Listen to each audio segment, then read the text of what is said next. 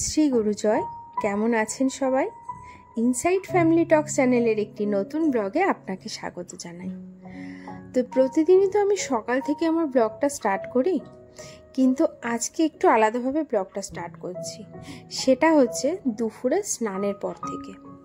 তোমরা সবাই জানো সকালে আমি অনেকবারই শেয়ার করেছি যে সকাল থেকে আমি কিভাবে আমার কাজগুলো কমপ্লিট করি।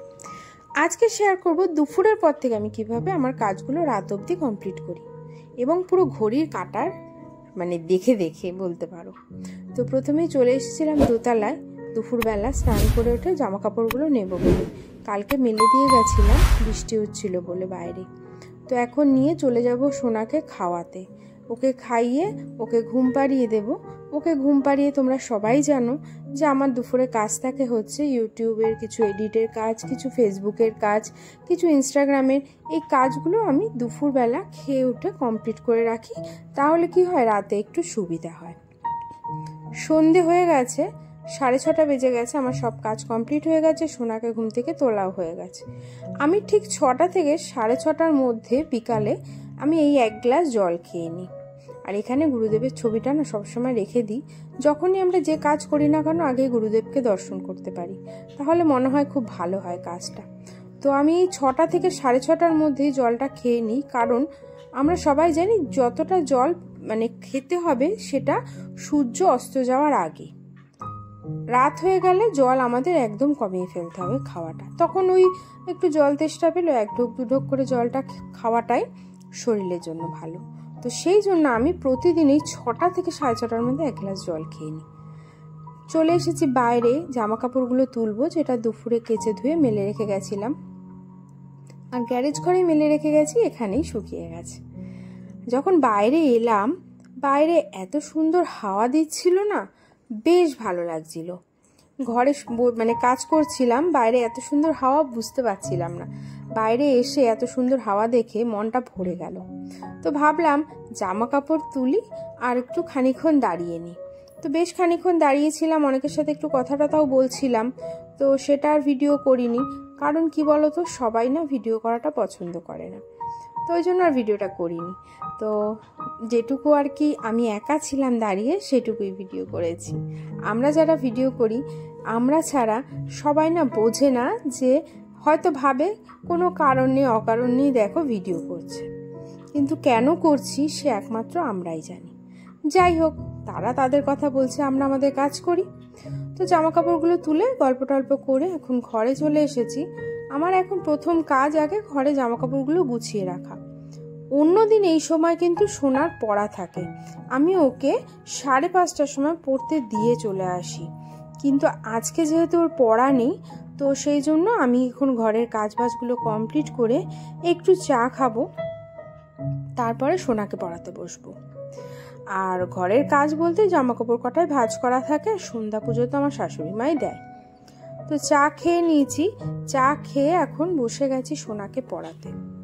প্রথমে ওকে সুন্দর করে সব হোমওয়ার্কগুলো করিয়ে নিই, যা থাকে। যদি স্কুল থাকে স্কুলের হোমওয়ার্ক, আন্টির হোমওয়ার্ক, এগুলো আমি কমপ্লিট করে ফেলি।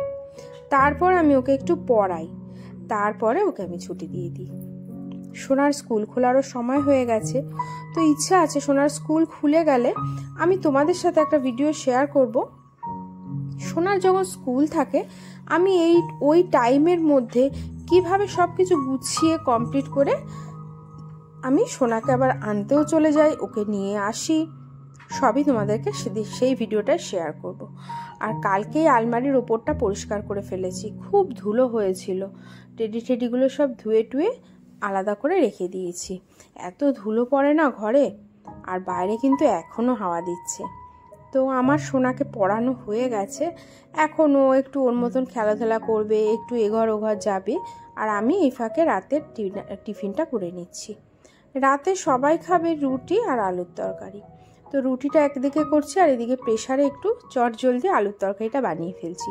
এই চটজলদি আলুর তরকারিটার রেসিপিও কিন্তু আমার চ্যানেলে দেওয়া আছে, তোমরা চাইলে দেখে নিতে পারো। তারপরে ঘরে এসে ওর চুলটাকে বেঁধে দিচ্ছি, কারণ আজকে বিকালে ওর চুলটা বাঁধতে পারিনি, ওর কাম্মার সাথে ঘরে মানে কাম্মার ঘরে গল্প করছিল, তো সেই কারণে। আর এই প্রথম আজকে সোনার চুলে এরকম সুন্দর করে বেনুনি করে চুলটা বেঁধে দিলাম। সোনা কিন্তু ভীষণ খুশি হয়েছে, বলেছে মা আমাকে প্রতিদিন এরকম করে বেঁধে দেবে। ঠিক আছে, চেষ্টা করব। এখন ওকে চুলটা বেঁধে দিলাম, এবারে কিন্তু আমরা রাতের ডিনারটা করে ফেলবো, কারণ না হলে অনেকটা রাত হয়ে যাবে।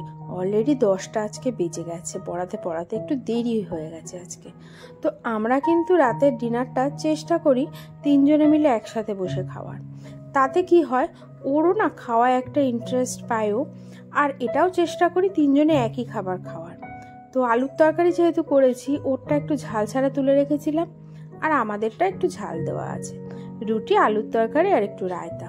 এই যে বসেছি, বসে গল্প করছি, গল্প করতে করতেই 3 জনে মিলে খেয়ে নেব।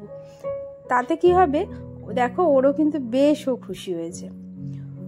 খেয়ে দিয়ে উঠে তারপরে বিছানা করে আগে ওকে শোয়াবো, ও ঘুমোবে, তারপরে আমি ভিডিওটা এডিটটা কমপ্লিট করে আমি তারপরে শোবো। অবশ্য বেশি অংশ দিন ওর বাবাই সোনাকে ঘুম পাড়িয়ে দেয়, আমাকে বিশেষ একটা ঘুম পাড়াতে হয় না। যদি ওর কোনো অফিসের কাজ না থাকে তাহলে ওই ঘুম পাড়িয়ে দেয়। তো দেখো আমরা কিন্তু বিছানায় চলে এসেছি। বাইরে এত মশা না, বাইরে বসে কাজ করতে পারি না, তো সেই জন্য মশারির ভিতরে বসে কাজ করছি। তো এইভাবে আমি দুপুর থেকে সন্ধ্যা অবধি মানে রাত অবধি আমি এইভাবেই ঘড়ির কাঁটার একদম মাপে আমার কাজকর্মগুলো কমপ্লিট করে ফেলি। তো আজকে আমার এই ব্লগটা তোমাদের কেমন লাগলো একটু অবশ্যই জানিও বন্ধুরা। যদি ভালো লাগে তো একটা লাইক করো, কমেন্টস করো, আর আমার চ্যানেলে যদি কেউ নতুন এসে থাকো তাহলে একটা সাবস্ক্রাইব করে আমার পাশে থেকো। আর এখন এই বাবা আর মেয়ের খানিকক্ষণ এরকম চলবে, তারপরে কিন্তু ঘুমোবে। তো আমার মনে হয় বাচ্চাদেরকে একদম দিনের শেষে রাত্রিবেলা এইটুকু সময় দেওয়াটা প্রত্যেকটা বাবা মারই উচিত। তোমাদের কি মনে হয় আমাকে অবশ্যই কমেন্টসে জানিও। তো ভালো লাগলে লাইক সাবস্ক্রাইব করো। সবাই ভালো থেকো, সুস্থ থেকো, টাটা, গুড নাইট।